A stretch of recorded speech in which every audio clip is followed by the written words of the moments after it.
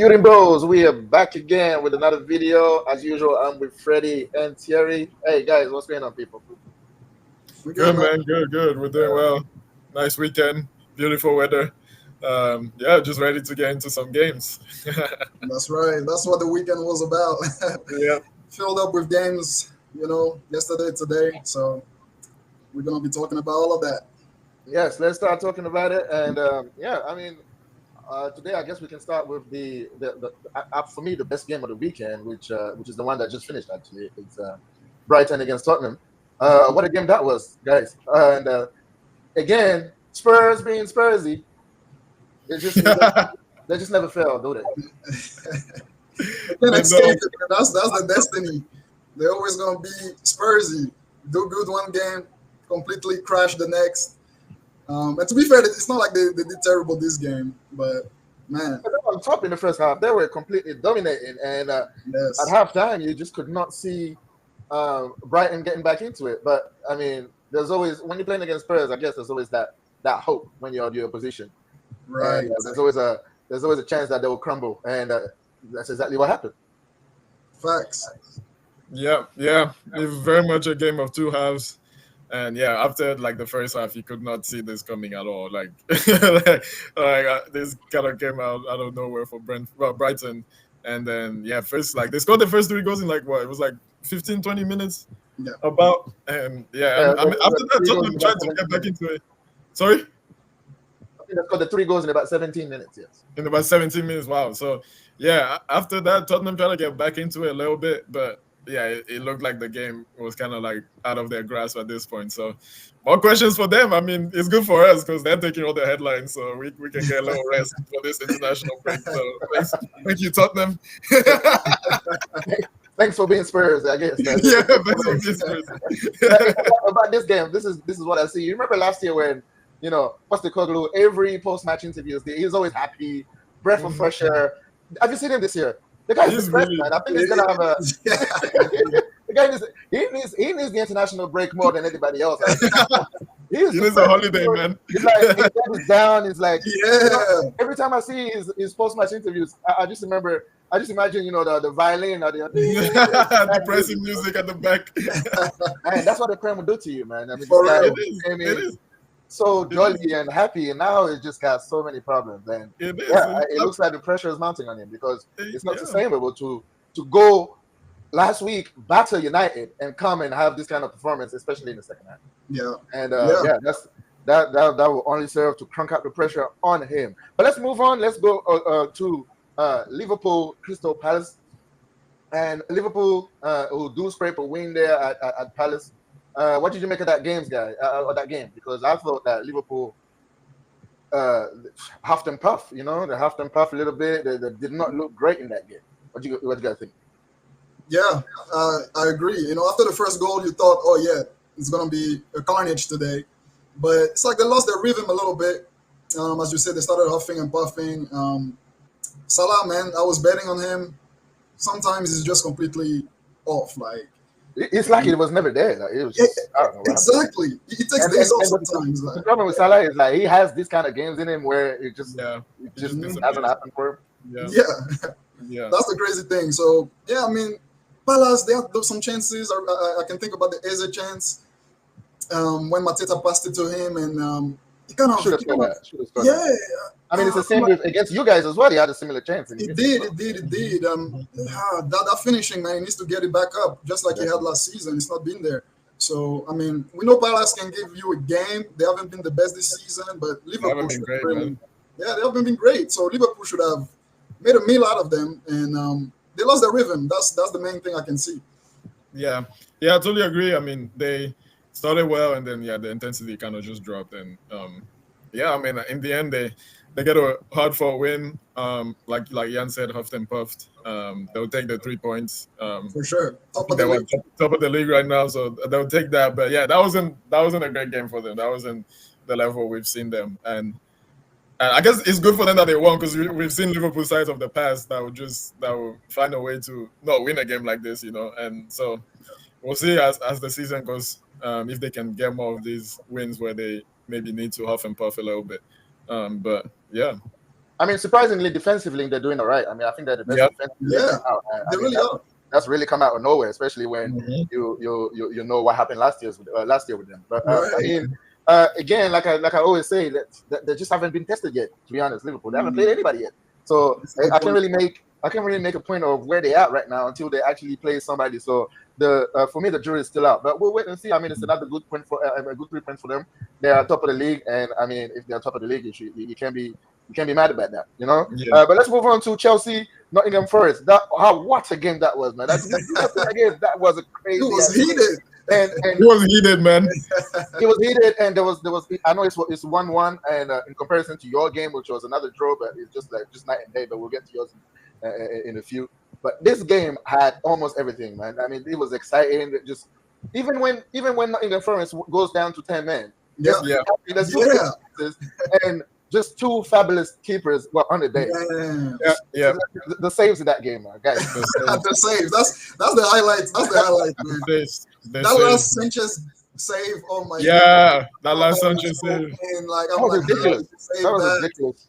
Man, how did you save that one? That was the key of the game right there. Right before Cole Palmer, when they passed it, did you see that touch around the defender? That was Beckham. That was disgusting. Oh my days. And I think it was Ryan Murillo who had a good game, man. Man, Murillo, bamboozled, man. He was looking for the ball, man. He was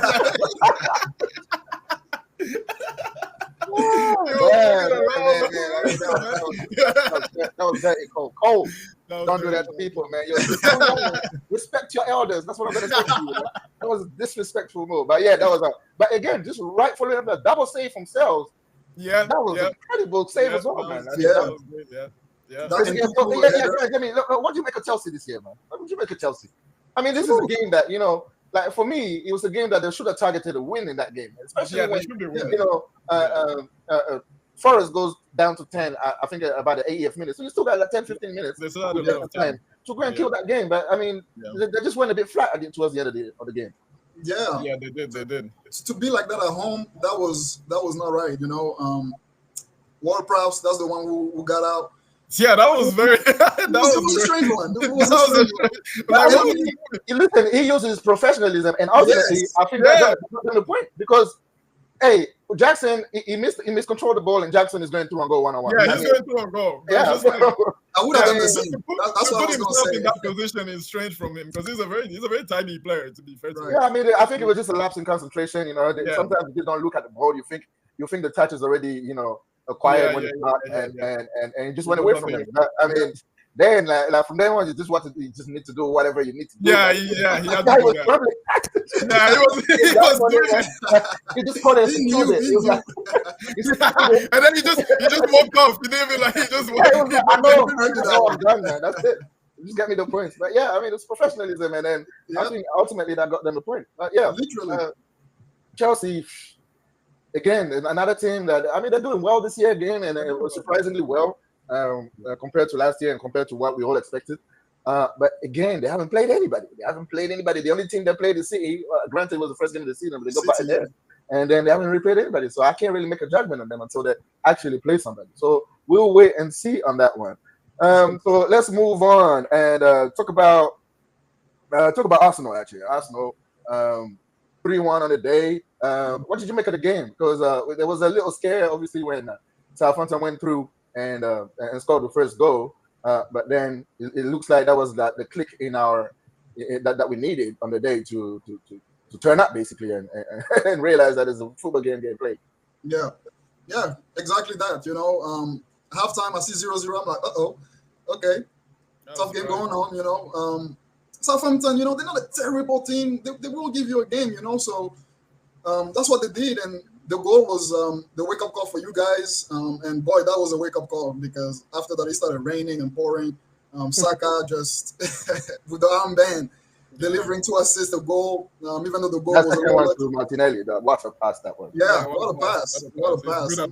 Saka is top-notch, man. Like, we can't argue that, most important player in the team. Especially with Odegaard. It was a great, mentality, proof of fortitude, mental fortitude to come back like that and just smash past them at that point. So, hey, kudos to Arsenal for that. Yeah, I mean, not much to say. I mean, they were a little scared. I was surprised as well when I saw 0-0 at halftime. I was watching the City game, and I was like, "Oh, 0-0. What's Arsenal doing?" So I literally switched on, and then they scored. I was like, "Oh, okay, Southampton, let's go. Let's see something there." Get hype, Also come back into it straight away. So I was like, "Oh man!"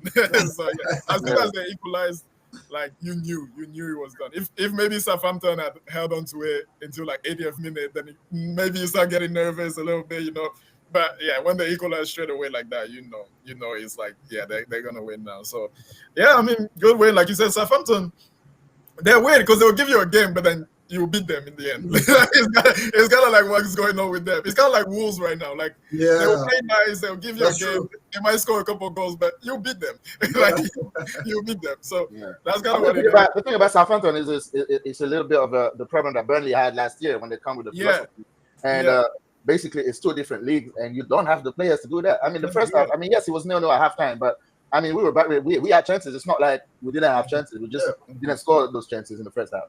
But yeah, I mean, they go on a break in the second half, and a good finish by Archer, sorry, who I think he hasn't scored like in a long time. And then he scores against Arsenal. I mean, it was a good finish.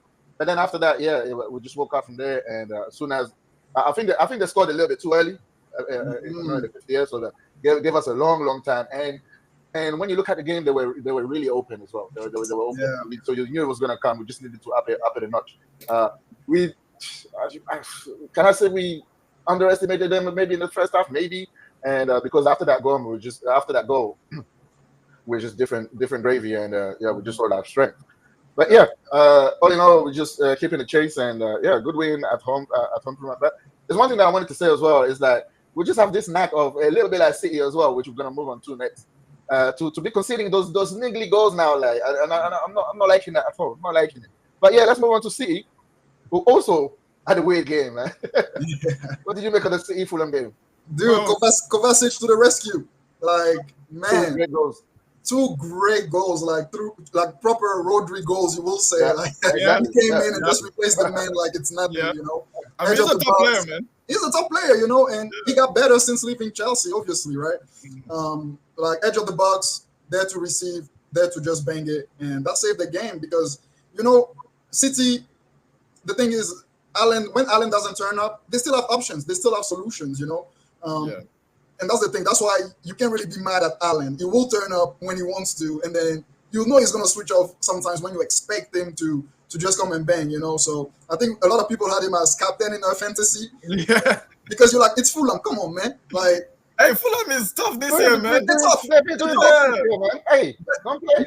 Yeah. I think it's the profile of teams that usually goes and smash because they don't have like super strong defenders, So my bet was on him, but he didn't turn up. And hey, Kovacic, Doku with a goal. He just kind of closed his eyes and just smashed that one.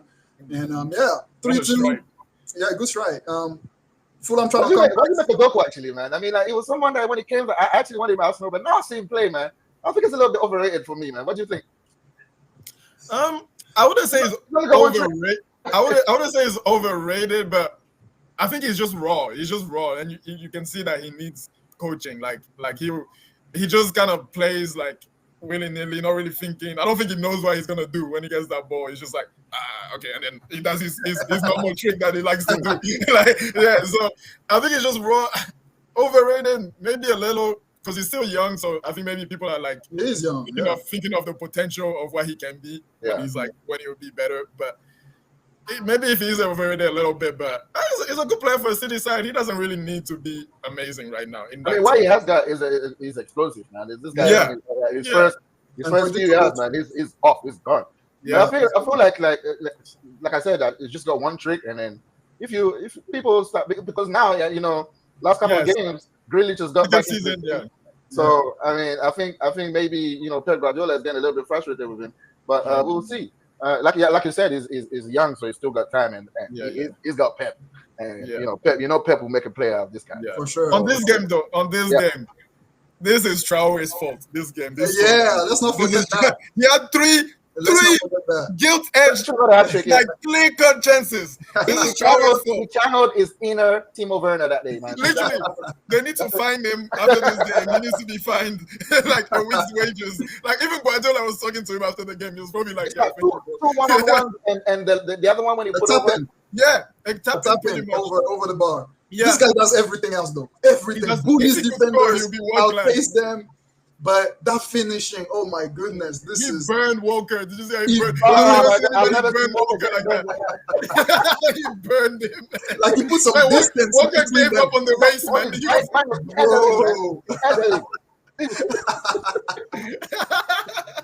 That guy is a machine. Oh my god! If he had finishing, if he had finishing, yeah. God doesn't give everything. He was gonna pull a hammy, so he just gave it up. I'll take my chances. It's you. It's like a match where you probably won't score, but exactly, yeah. You probably won't. Exactly. So yeah, that was a madman. But yeah, that Traore, man, you need to get fined 2 weeks for that, man. Jesus. Yeah, he needs to get fined, bro. Come on, man. Two one-on-ones and a tap-in. And you miss it all. I thought, that game, that's why I say it was a weird game, because especially in the first half, like Fulham should go into halftime, like 2 or 3 up. Yeah. 2 or 3 up. They were that good in the first half. Yeah, City had no clue. But then you see, if you give him a chance, man, you'll regret it eventually. Big time. Yeah. But let's move on to you guys actually. And what a slugfest that one was. That was I mean, that's what we needed though. Yep. That's why we needed, like, from our point of view, like, obviously it was a terrible game. As a neutral, if you woke up for that, you're probably very mad that you did. You're probably regretting that. But I only watched it because I had to do this today. That's all. That's all. Yeah, man. It's what we needed. We needed a clean sheet. We needed a performance where we're tough to beat, where people are just not running through like crazy. And hopefully you nick something on the counter. Rashford does something, Garnacho does something, which it could have happened. Rashford has a couple openings, nothing clear cut, but he had a couple openings. And then, you live to find another day. As well. Yeah, Bruno's free kick, that was nice. Yeah. So, that's not a clear cut chance either. It's not a clear cut chance. It's not. On another day, maybe they go in, you win 1-0. But I think the main thing was don't get battered. Like don't get battered. Yeah, don't get battered. About that, let me ask you something. Like, I mean, before the game, before this run actually, Ten Hag had 2 games to save his job. Has he done that? 2 draws. I mean, you can say that it definitely relieved the pressure. That's one thing. I think the draws did that. Yeah, I think it's much. A little. I would say I heard like one of the crunkies. I mean, not one of the crunkies. Who are you guys? Glazers. The Glazers. One of the Glazers is coming on Tuesday for a meeting, and I think it's a scheduled meeting. But I think that he's going to be a topic as well. If he's going to carry on with him, and I mean, for me, 2 wins, you're definitely staying. 2 losses, you're definitely going. But 2 draws, what does that actually mean for him? Exactly, and that's why for me, that's why I'm like, it's not the way to decide that, like to be on the chopping block like that and on the time ticking bomb every game, every win or loss, definitely the pressure was going to be heavy if that was 2 losses, I think he may have not survived, but I think the draw is enough for Ineos, at least for them. I don't think they want to sack this man. They chose him. All right, they chose him. They don't want to go back on their word and look ridiculous. And on top of that, it's a lot of money to sack him and replace him. They were just hoping for something, I guess that's what my thinking is, because they asked Jim Ratcliffe this week, what does he think of Ten Hag? And he said, hey, look, it's not for me to decide. We have a whole board that's here to decide that. So if he was definitely like, he can't be here, he would have put that condition that, hey, he's got to win, otherwise, we're going to have to make decision. He could have said it like that. But I feel like, hey, they don't want to lose money. They're looking at it as a business standpoint, obviously. So I think he bought more time. I can't say he's safe, but he's bought himself more time. And we will have to see for the next games. Oh, I think Jan is a bit stuck there. That's fine. Yeah. Should we pause or should we carry on? Yeah, I think let's. Okay, let's pause. Yeah, let's. I'll just cut after I finish talking and. Okay, yeah. It was about 23:30. Yeah. Actually, you can go with your take, and Yeah. Maybe we'll just cut that out. I want to see. or if you want, we can wait. I don't mind. Yeah, I can just move on. We can just move on, and then No. I don't know if he's Oh, there we go. resetting it. Oh, there you go. He's back. There you go. Oh, he cut out again. Yeah, Let's just wait then, since we already stopped. yeah, no Yeah. problem. Yeah. Crazy. Yeah. Man. Huh? I say it's crazy. This week is being so crazy with Man U. I'm like, everybody is Ten Hag out. Everybody They is want him. discouraged. They want him out. I mean, hate that. I agree. The 2 draws is just, and that's the annoying thing with him. He does just enough. He does like he just did so that you don't, to confuse you. And that's what I'm saying. He's a witch doctor. He's a witch doctor, man. This guy.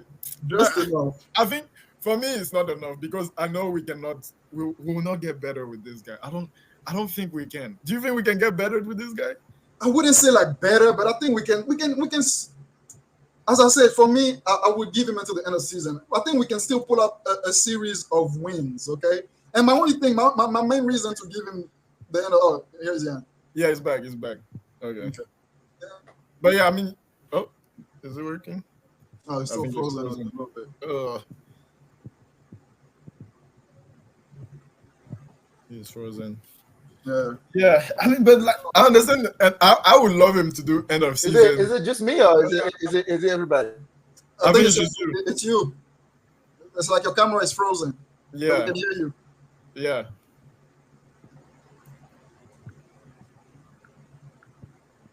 Man, I just want us to get to the end of the experiment. That's like for once. I get that, but like, if we're like 10th, like that's so toxic. Like, how can That's he? fine, dude. No, like, it's not fine. That is, like, do you want? Like, do you see how toxic that? Like, the players cannot even play. Like, Xerxes came on today. Xerxes is done. He mentally, like you can tell he cannot handle the pressure. He just cannot handle the pressure. he's a new So, player. like- Like that's something even Yeah, White it's say. fair.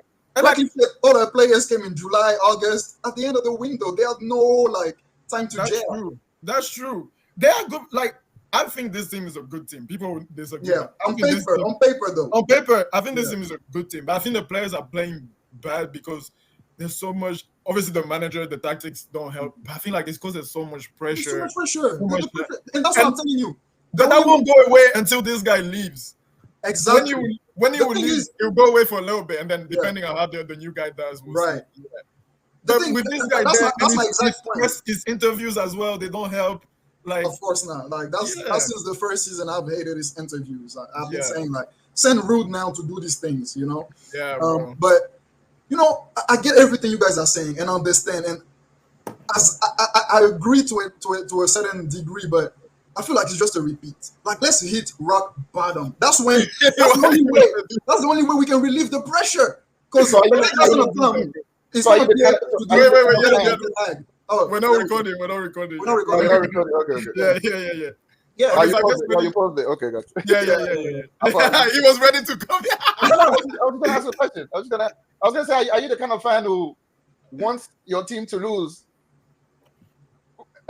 for him to go or something like that? No. See, that's the crazy people out there. Like I can. Why are they crazy? It's their opinion. Why are they crazy though? It's their Okay, opinion. wait. Yeah, ask that question so we can start again from there. Okay, so why did we cut off? I think I was just finishing my point. Yeah, Freddie was finishing his point. Yeah, Okay, so you just finished your point then, Yeah. and then I asked he the was question. kind of done. I think. I was done with my point. Yeah. Yeah. But if you want, I can make this point right here. Sure. All right. Yeah. Okay. So yeah, in the cut up, let's see. All right. I don't So remember. yeah, I mean, for me, and I'll repeat this, it's completely unpopular, but I think we should give him until the end of the season so that if we're gonna hit rock bottom, let's do that. And the reason why I say that is because the next manager that's gonna come in, because we can all agree he's not gonna be the guy. The next manager that's gonna come in is gonna have less pressure. You know, that's really my take on that. I get that, but I feel like, bro, it's new as well, bro. We can just finish like 15th, like 12th or something like that with that squad as well. With how much we spent on We'll this say squad. we're gonna be 15. That too. But I'm not and- saying that. I'm and- just saying like I'm just giving it as an example. Like we can just Right. finish like we finished 8th last season, and that was already like like so. Yeah. If we finish lower than that again, that would be like such And Yeah. I do understand that it will give less pressure to the next guy, which is good.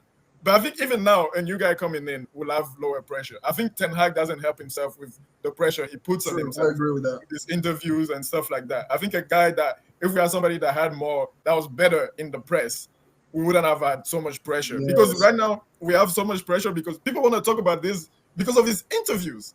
His interviews are so silly. So that's why he just keeps, not only the performances are not good, and then you're going to say, after we get battered, you're going to go say, oh, we actually played pretty well today. Like that's clickbait for people, man. They love that. They want to see that. they want to see that. Yeah.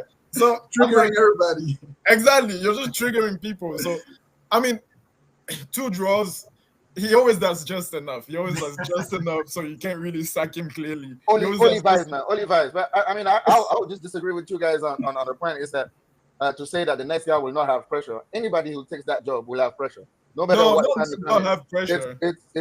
It's United. It's the biggest club in the world, or one of, maybe the second biggest, maybe behind Real Madrid. So anybody who comes in at any point will have pressure.